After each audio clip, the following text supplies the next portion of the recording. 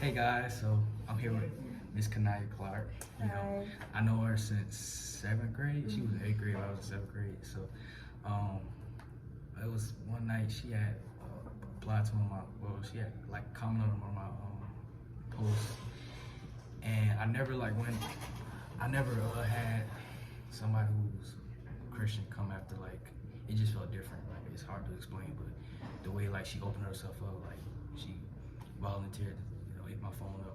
Most times it's just be me hitting people up. Like, they don't never hit me up. Like, look, I need, So I just came. I got the idea to do this video.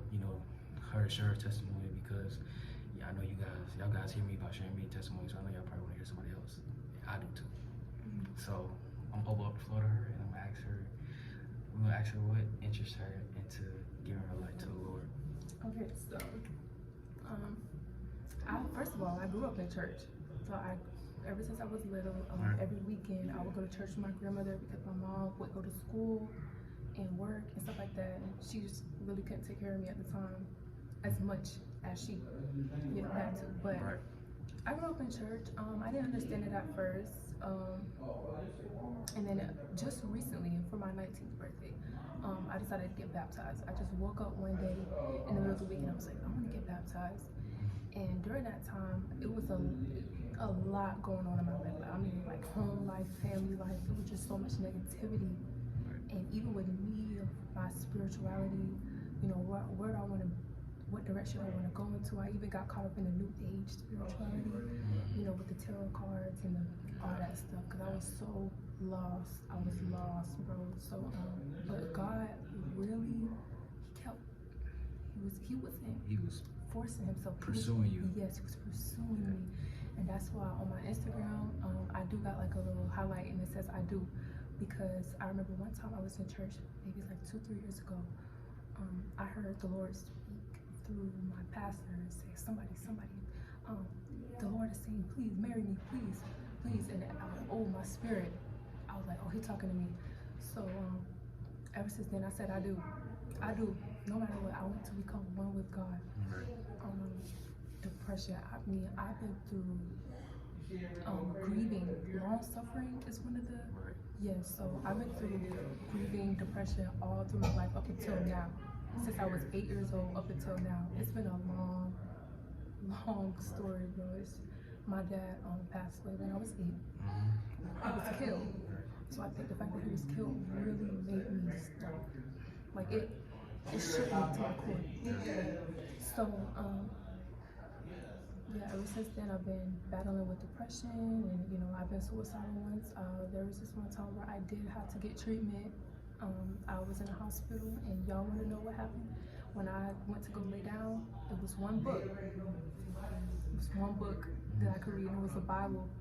And I went and I opened that book and I read the Bible.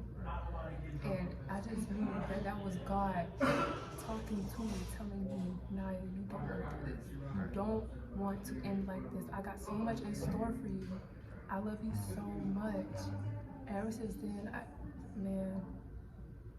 it's just been back and forth. But I thought he was upset with me. I thought he was mad with me that I wanted to harm myself. But I found myself back to him eventually. Yeah. It's some Christians that deal with it. Like, you have to tell him when see somebody that deal with depression and their way of getting out is harming themselves. You have to let them know that their body is God created our bodies to be His temple. And so that's how I go back. I tell people about drugs. Drugs is a way out of that depression, and it gratifies you. It gives you that high, basically, quote unquote. But if we want to go to science tells you to stay away from those things. Not science does tell you some drugs does help you. Like give us drugs to numb pains and stuff like that. But I'm talking about the drugs, the substance that abuse people, that have people in poverty, that have people in lack. So yeah, people. People. The enemy has a funny way of leading us to things that God tells us to stay away from. But He opens our eyes. It captivates our eyes, and it makes it look so good to us. So yeah, I want you if you wouldn't mind sharing about, because you said you lost your dad. I remember you telling me. I remember when I first met you. I don't know how we got into it. I don't remember, but I do remember you losing your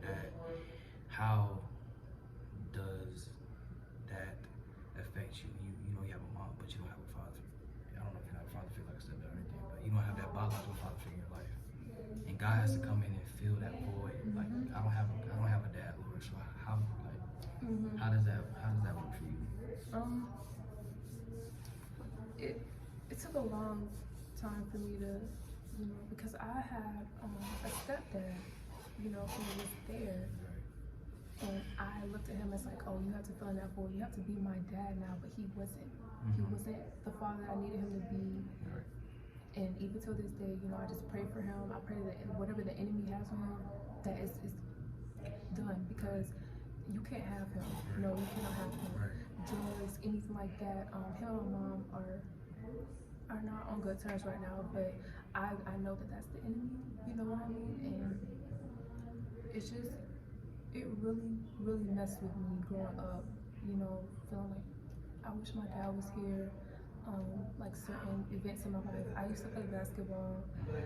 I remember that. I wish my dad was here. Oh, I cheered, and my senior year, we had senior night, and we would call out the parents, and I even put my dad, the memory of him, and I just like, oh, I wish my dad was here. But now God is opening up my eyes to knowing that he's with him. My dad's he's home. Wherever he is, he's where he needs to be and where I need to be. Right.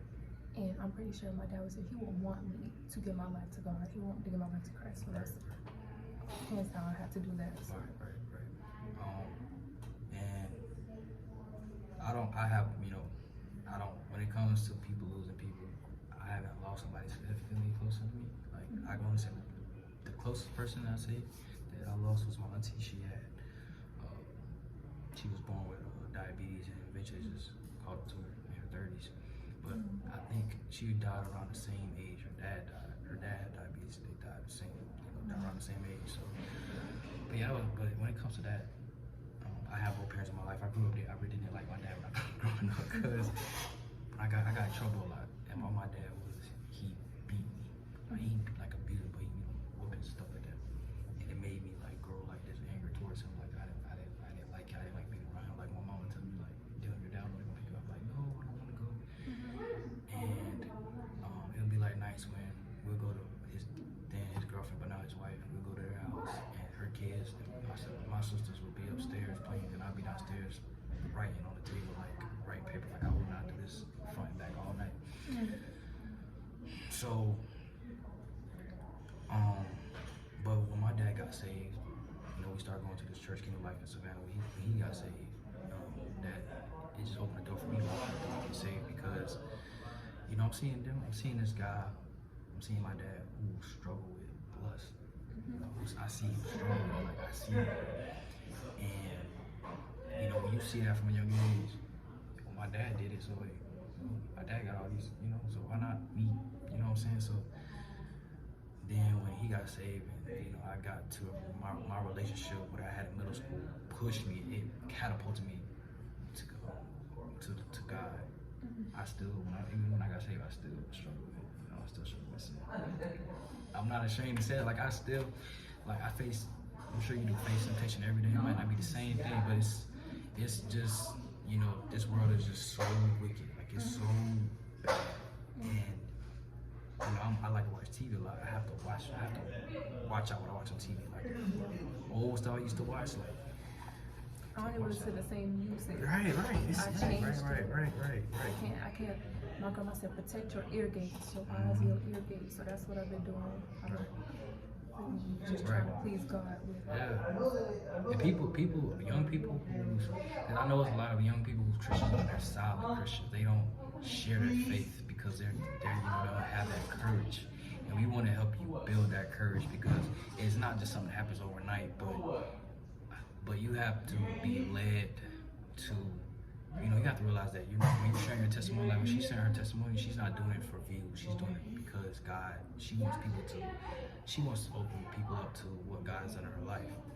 So that's what I want to do. I want to open people up, because I see people struggling with so many things that I struggle with. And I want to say, look, man, I struggle with the same thing you struggle with. But once I got to Christ, He showed me the blueprint. Okay, this is how you stay away from these things. This is how you stay away from porn. This is how you stay away from lust. This is how you stay away from being a problem child. I'm so glad you said that because I struggle. Listen, this is something that I didn't even tell my mom. I didn't even tell nobody in my family. It's just one of those things where like I was little and they caught me a couple times, but it became a problem when I got exposed to pornography. I was so young. It was around the time where the CDs, I put the CD in the disc and I was just watching ever since, and I've been struggling with it up until maybe a couple weeks, maybe like a month or two I stopped. But it became a problem. I remember when I felt so ashamed of myself after like I was done, I was just like, you know what I mean? It's the worst feeling in the world. It's so bad when you say, God, I'm not gonna do it again, I'm not gonna do it again, and you do it again, and it's just like, I failed you, and I'm sorry, but I done already repent, and I think that's where the grace comes in. That's where he has the grace, is because he knows, like some people when they say, God, I'm sorry, I won't do it again, it's just a feel good. It's just like a feel good moment. Like I would say, like, God, I won't do it again, but then knowing I'm gonna do it again, like. When I struggled with porn, I really knew it was wrong. Like I think God, when He created us, He gave us a conviction, right or wrong conviction. Like when you steal something, you know it's wrong. You feel in your gut, like that's from God. Yeah. So when I was watching porn, I didn't think to myself like biblically it was wrong, but I thought to myself like this is wrong. Like and it's playing into my relationship. Like my relationship is sex foundation. Like that's all we did. Like my ex-girlfriend from middle school, that's all we did. It's an empty feeling, bro. You don't feel no love. You don't feel no love. You just feel like that pleasure in that moment, and then it's over. Like it's over with. So yeah, I really, it's good and great to hear, a woman, not trying to get gender, but it's good to hear a woman say from her own mouth that I had to come to a realization like this is not. Because most girls that I've ran into, like they don't watch porn. Like that's a boy thing, but it's a girl thing too. Like it's a girl thing. Girls get caught up into that lifestyle just like men do. So yeah, that's good. That's good to hear. That's very, very encouraging. I'm sure someone out there, God is gonna point this video to someone. It's gonna catch someone alive. It's okay. They're gonna need to hear. They're gonna need to hear where you guys. Don't feel disgusted. Don't be like, oh, I'm so dirty. Don't do that to yourself. It's okay. We're all humans. We all will get to a point in our life where we will come to a realization that it's something that is not good for us. But we all have our due season. We all have our time where we can come to Christ. You're still alive. You're still breathing. You still got time. It might be running out, but it's okay. You still got time. It's okay. And it's running out because you look at His word. His word gives us details like Jesus prophesied when the end of the world, like you will see signs. You will see signs that the world's coming to an end. So there's a grace period for Christian people to come into, but it's slowly closing. Like it's slowly closing. But I know God, He's so graceful to humanity that He's given us time to fall and then reach out to Him. Mm-hmm. Like we need to reach out. You need to reach out because it's people that it's hard to believe that when we die, it's hard to believe that people gonna be left back on this earth. Like it's hard for me to believe it. I'm like, God, why can't everybody come? Like our hearts, Lord. Like I know it's good in somebody. Everybody, it's a little bit of good. Even if it's a little bit, it's still. People don't understand that. We were already going to hell. On our way to hell. God is trying to help us not go there. He don't send us there. We were already on the way because of sin. You know what I mean? So it's like God don't do that. He trying to help us. Right. Jesus is like, come on. That's why He came. That's why He was sent here.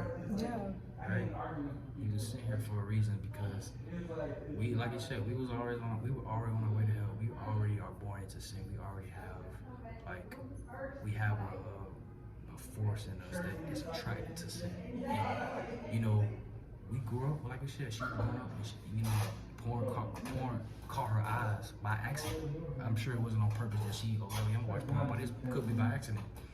And then she grew up to it, but sin is so in us that it's attracted. It's like a magnet toward any, sin. It don't have to be sexual sin, but That's just, we were just created, we born. I'm sure most of us was conceived out of sin. I'm sure most of us was conceived. I know I was. Except for Jesus. Right. I'm sure. Yeah. So I'm sure most of humanity was conceived out of sin. So that already sin is already has rights over us, basically. So, but anything else you want to share? Anything else you feel like you want to get off your chest? Just young people. This is why I'm here. This is why God put me here. It's for people who are my age, his age, younger. You know, older people too. But people who look up to these idols, these rappers, these Instagram, whatever.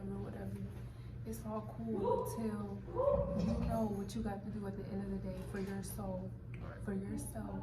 Save yourself. You can pray over all your family and everybody else, and just hope that they, give their life to Christ too. But it doesn't have to be scary. It don't have to be all like, ooh, you know what I mean? It's joy. What comes with the Holy Spirit is joy. It's supposed to open your eyes up to a better life. God is like, I'm about to blow your mind. You give your life to me, now I'm about to give you everything that you've been wanting. So it's a really good life. You don't have to sin. You don't have to do all this crazy stuff to feel good. To have fun, yeah. So, you ain't gotta do all that. I mean, it's supposed to be fun. Have a relationship with Jesus, because that man loves you. Boy, I know, because I felt it. I felt the love when I got saved. No, when I got filled. Right. I had an encounter with God. Like, he was like right face here in my face face. With you, yeah. Oh my goodness. I couldn't do anything but say thank you, because it's a gift to speak in the heavenly language. And it's the only people who know what you're talking about is you and God when you speak in that language. So yeah, I'm just encouraging. It's really encouraging y'all to just take that step, take that first step, repent, and keep going. After you repent, get baptized. After you repent, get filled with the Holy Spirit. That's it.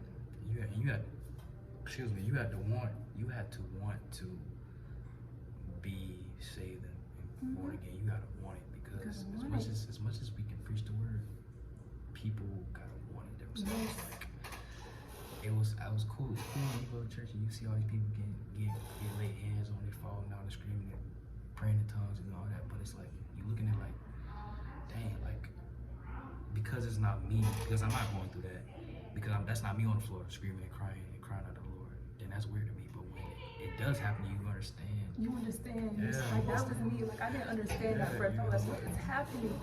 When it was me, I was like, oh, this is God right here. This is him. Right. The one that created the earth, the stars, the solar system, everything is right here face to face with you. Who wouldn't cry? Who wouldn't come on. It's an amazing feeling to know that he's close. Yeah. He has the earth in his hands. So think about it. The God who has to watch over all humanity, created all the heavens, created the stars, like she said. He wants a relationship with you. The Creator wants a relationship with you. We don't deserve it, but he wants an intimate relationship. Yeah, he wants an intimate relationship with you personally. So,